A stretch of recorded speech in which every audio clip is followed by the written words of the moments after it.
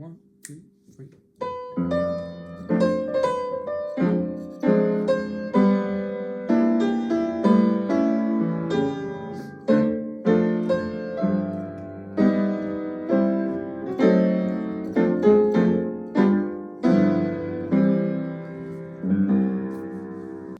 Hello and welcome back to Louis Teaches Piano. Today we are looking at All of Me by Senior Simmons, not to be confused with the pop tune by John Legend. This is the wrong video if you're looking for a tutorial on that video. Again, we're in the 6th edition of the real book on page 20. This book is ordered alphabetically, so it's quite close to the front of the book. Easy enough to find. So unlike most jazz standards, instead of being an ABAA form, this piece is actually an ABAC. So we're going to start by looking at the chords and the melody from the top now. So here I've got a C6 chord. This involves a C major triad and the sixth note above C. So 1, 2, 3, 4, 5, 6. That's the A in this case. Often in this piece you'll see it printed with a C major 7. And it's up to you which one you play. I'm actually going to pick C major 7, so that will be a C major triad, C, E, G, and a B on the top. With the melody it sounds like this. I'm going to play a chord every bar to E7 and an A7. But I don't really like jumping all the way down to there, so I'm going to take those 4 notes that create the A7, with looking at the second line now, and I'm going to rearrange them so they're somewhere closer to my E7.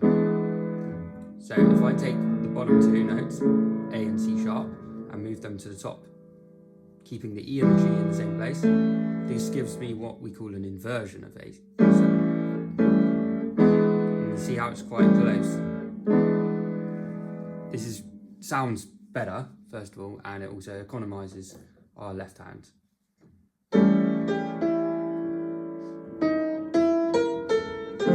D minor, 7, 4.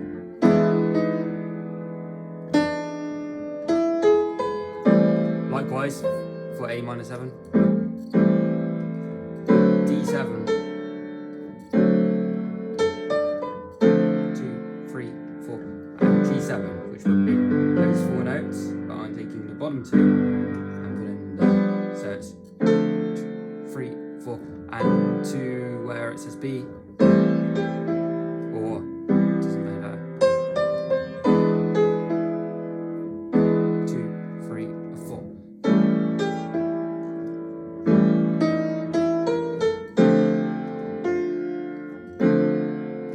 F6.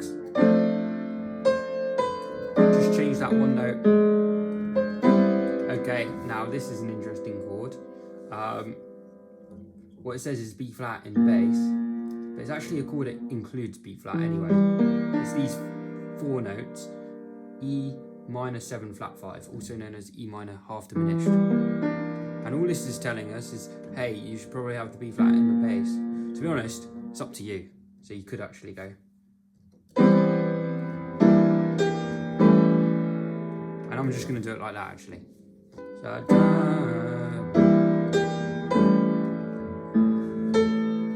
D minor 7, G7, and this is what we call the turnaround to the top.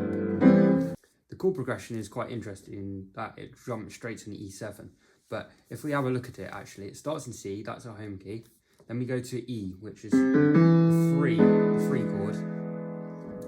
This takes us around the circle of fifths to D minor. So essentially we're going 3 chord, 6 chord, 2 chord. Then you would expect it to go 5 back to 1. But it actually jumps again to the 3. Tries it again, 6, 2, 2 again, 5, 1. And that's really how the piece operates. It starts in the home key, then it goes to somewhere remote, and then it tries to get its way back. It doesn't quite work. And now it does work. And it does it again. And then this tag on the end, this is like the outro, the sort of coda of the piece is this. But again, it's doing the same thing. It's 2, 6, 2, 5, 1. Quite simple chords, but the problem it leaves us with is for a lot of the piece we have 2 bars of the same chord continuing on and on. So that leaves us with a problem. What do we do during those 2 bars? Because our left hand can get quite stagnant. I can be.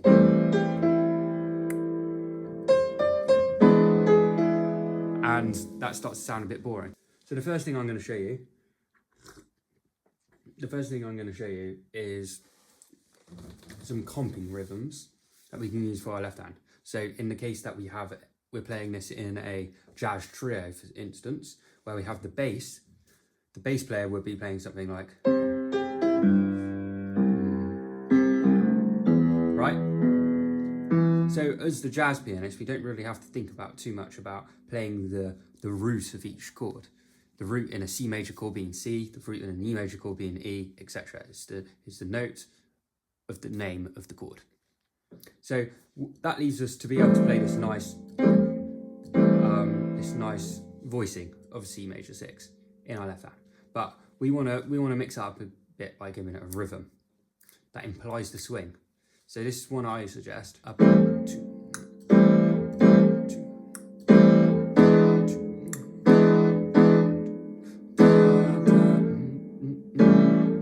etc. And with the melody, it sounds like this.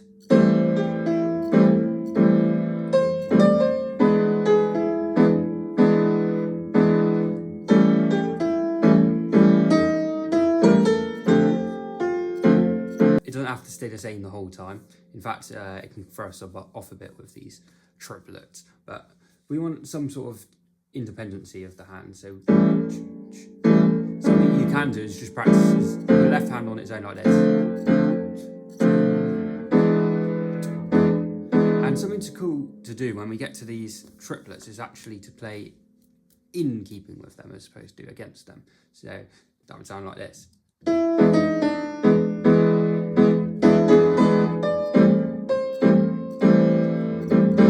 See what I'm doing?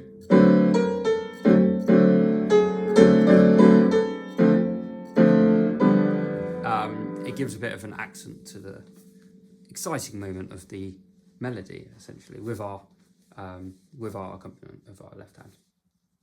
So that's one thing we can do.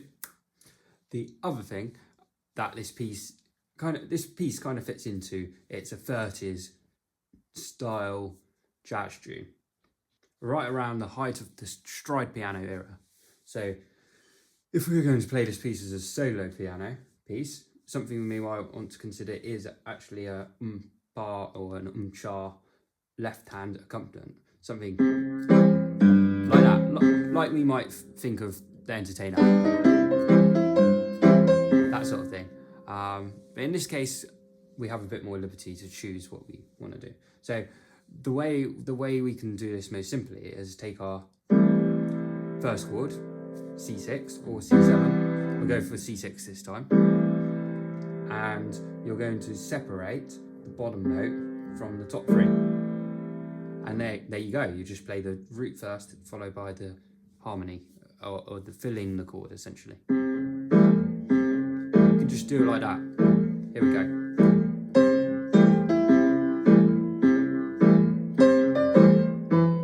Same for the E7, so the bottom note and the rest of the chord.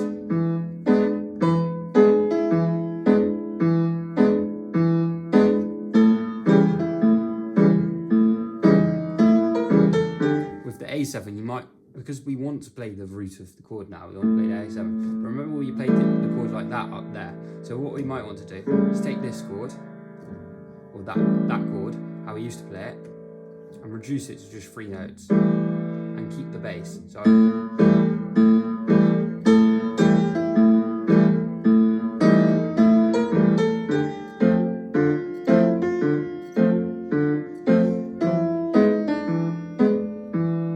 this case I'm getting rid of the D in my left hand because I'm already playing it in my right hand, so it gets in the way. So we can go through the piece like this. This can be a bit boring though, so to add more excitement, we can do sort of things. One example is alternating between the 1 and the 5 and the 1 and the 5 and the 1 and the 5 and the 1 and the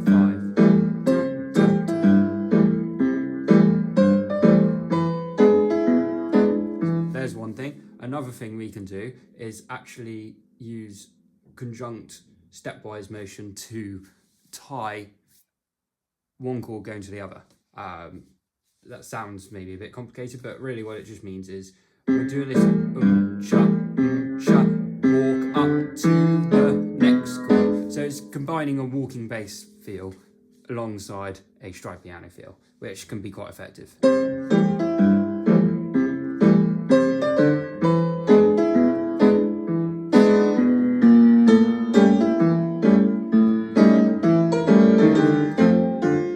Notice it doesn't always have to be on the crotchet. I can add, after all, we're in swing, and we get the swing from our swung eighths or our swung quavers. So adding in a bit of quaver movement in the left hand is also a really good way to add interest. So moving down to the final two lines, our C section of the piece, let's just apply all of this to that, and I'll give you a few ideas of what we can also do with our right hand to make it a bit more interesting. So.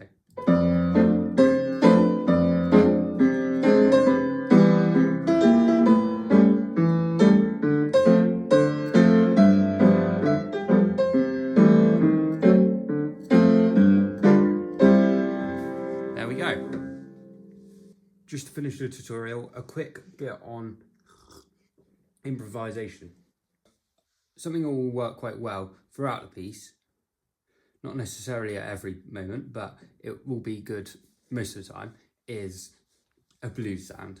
So the scale I'm going to show you is a C major blues scale, not a minor scale. The minor blues scale sounds like this,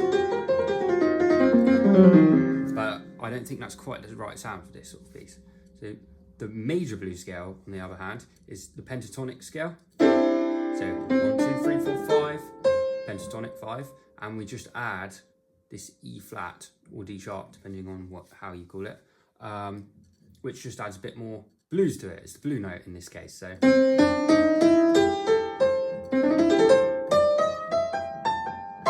and we really want to swing it. Think about the lines and the melodies and the licks you want to play with it. It's quite a lot you can get out of it. I'll just give you some examples. From the top.